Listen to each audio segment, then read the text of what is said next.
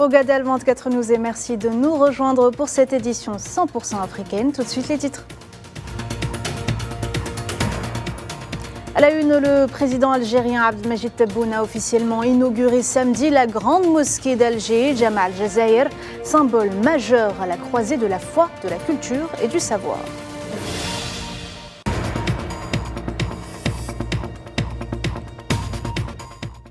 Joyau de l'architecture islamique et édifice civilisationnel, Jama al-Jazair est également le plus grand lieu de culte en Afrique, le troisième plus vaste au monde. Reportage dans cette édition.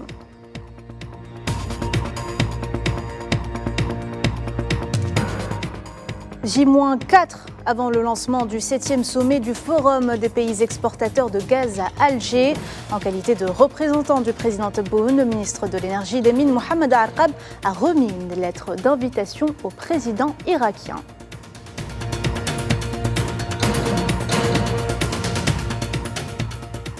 La Confédération générale des travailleurs portugais intersyndicale adopte une recommandation appelant l'ONU à organiser un référendum d'autodétermination au Sahara occidental.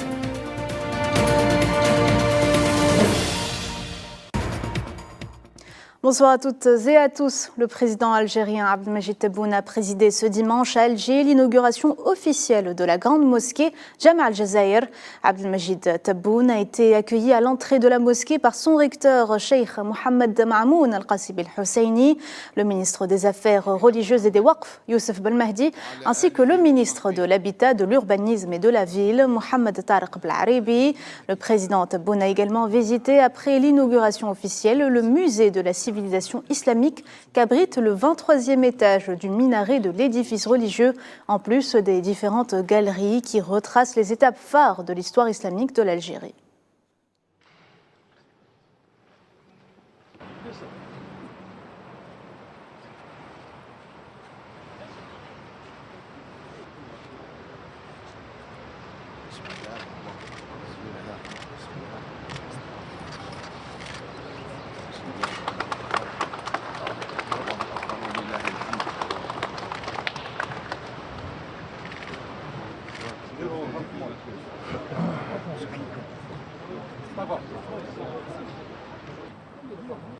بدأتم في إنجازه منذ تأسيسه.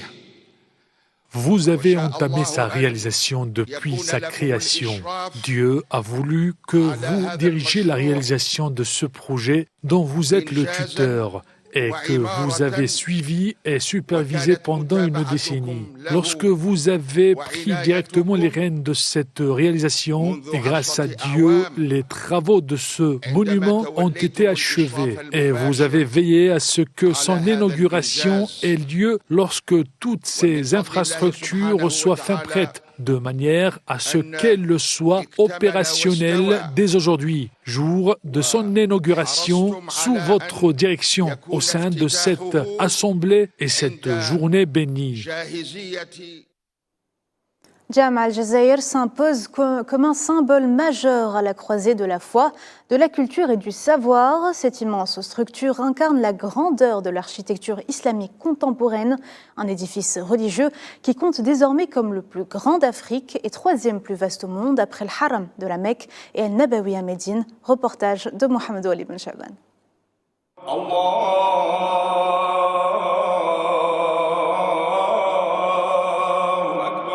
Un monument de foi et de savoir. Le majestueux Jama al-Jazair, qui se dresse fièrement sur les rives de la Méditerranée, s'érige désormais en tant que plus grand lieu de culte musulman d'Afrique et le troisième au monde, après la mosquée Al-Haram à la Mecque et la mosquée An-Nabawi à Médine. D'une hauteur impressionnante de 267 mètres, le minaret de Jama al-Jazair s'élève comme un phare de spiritualité et d'inspiration. La salle de prière spacieuse s'étendant sur 20 000 mètres carrés peut accueillir jusqu'à 120 000 fidèles, offrant un espace de recueillement et de communion sans précédent. La grandeur architecturale du monument est également soulignée par sa coupole dorée, qui culmine à une hauteur impressionnante de 70 mètres, symbolisant l'élévation spirituelle et l'éclat de la foi. Cette mosquée est bien plus qu'un lieu de culte imposant. Parmi ses 12 bâtiments, une bibliothèque remarquable abrite un fonds bibliothécaire d'1 million de livres, tandis qu'un centre culturel de 8000 m² offre un espace dédié à la découverte et à l'échange intellectuel. Les aspects culturels et artistiques sont également célébrés à Jama' al-Jazair pour enrichir l'esprit et l'âme. Un amphithéâtre moderne de 500 places, des salles de travail et des ateliers d'art viennent compléter le panorama culturel. L'esplanade de Vaste et les jardins verdoyants qui entourent la mosquée offrent un espace de détente et de réflexion, tandis que les espaces dédiés à la restauration, aux loisirs et au commerce créent un environnement vibrant et accueillant pour les visiteurs. En cette journée historique, Jama' al-Jazair s'élève comme un phare de lumière et d'espérance, unissant les cœurs et les esprits dans une quête commune de paix, de tolérance et de fraternité universelle.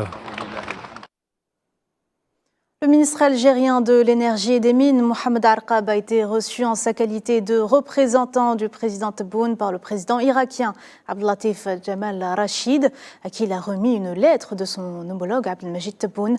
Mohamed Arqab a à cette occasion passé en revue les préparatifs en cours en prévision de la tenue du 7e sommet des chefs d'État et de gouvernement du Forum des pays exportateurs de gaz prévu à Alger du 29 février au 2 mars prochain, insistant sur l'aspiration du président algérien à la participation qualitative habituelle de la République d'Irak, afin que ce sommet soit un rendez-vous pour réaffirmer le renforcement du dialogue et intensifier les concertations entre les pays membres du GECF et une véritable source de propositions, d'expertise et de conseils en matière d'industrie gazière.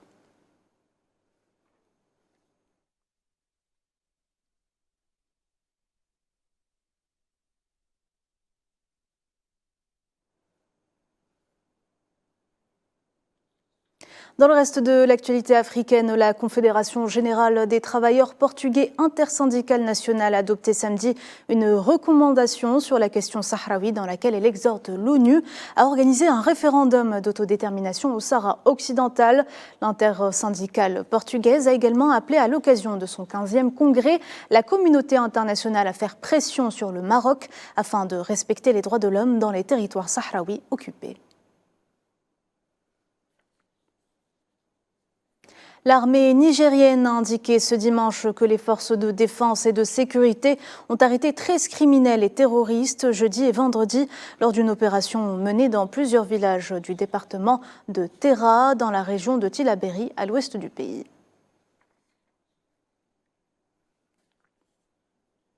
Les chefs d'État des pays membres de la Communauté économique des États d'Afrique de l'Ouest, réunis samedi à Abuja, ont décidé la levée d'une grande partie des sanctions contre le Niger, pays dirigé par une transition militaire. Les transactions financières entre les pays de la CEDEAO et le Niger seront de nouveau autorisées et les avoirs de l'État nigérien dégelés pour des raisons humanitaires.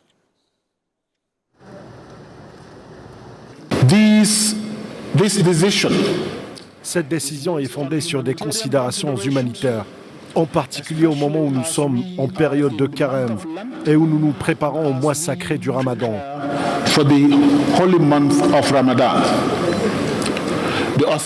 L'autorité demande la libération immédiate de son Excellence Mohamed Bazoum, ancien président de la République du Niger. Et la fermeture des frontières terrestres et aériennes entre les pays de la CEDEAO et le Niger doit être levée. La zone d'exclusion aérienne de tous les vols commerciaux à destination et en provenance du Niger doit être levée. La suspension de toutes les transactions commerciales et financières entre les États membres de la CEDEAO et le Niger doit être levée. Et ce drame en Tanzanie, au moins 15 personnes, dont 3 étrangers, ont été tuées et 12 autres grièvement blessés samedi dans un accident de la route impliquant 4 véhicules dans la ville d'Arusha, au nord du pays.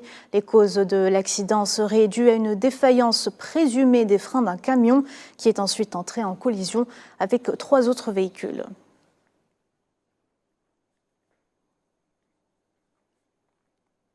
Hommes d'État visionnaires, héros de l'indépendance, plusieurs chefs d'État africains ont rendu un dernier hommage samedi au président de la Namibie, Hage Geingob, mort le 4 février dernier d'un cancer à l'âge de 82 ans.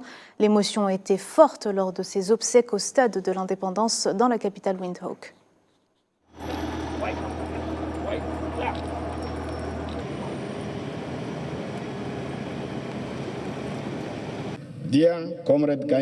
Cher camarade Geingob, vous avez combattu vaillamment et sans hésiter pour votre famille, pour toute la Namibie, auprès des peuples opprimés de ce monde, jusqu'à votre dernier souffle. Nous prendrons soin de votre maison namibienne et des besoins des citoyens, des souverains dans notre gouvernance. Nous continuerons à faire respecter la constitution du pays, autre loi suprême.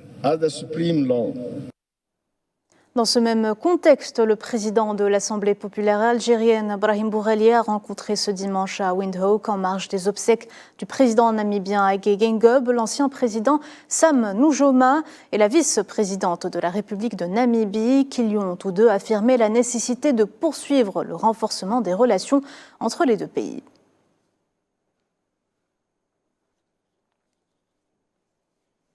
On passe au sport. La nouvelle sensation de la gymnastique mondiale est algérienne. Kéliane Moura a remporté samedi la médaille d'or au concours des barres asymétriques de la Coupe du Monde 2024 de gymnastique qui se déroule en ce moment même en Allemagne.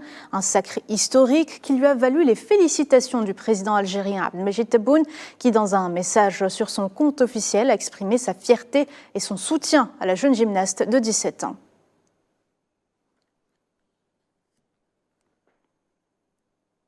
Football, le Shabab Belouizdad a été humilié samedi par la formation tanzanienne des Young Africans, 4-0 dans le cadre de la 5e journée du groupe D de la Ligue des champions africaine.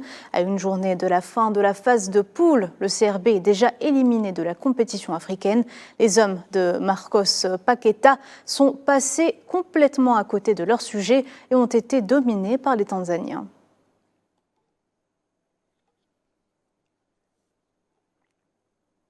Voilà, on arrive à la fin de ce journal. Merci de l'avoir suivi. Vous pouvez revoir ce programme sur nos réseaux sociaux ou en scannant le QR code qui s'affiche en bas de votre écran. On se retrouve à 19h pour l'édition principale. À tout à l'heure.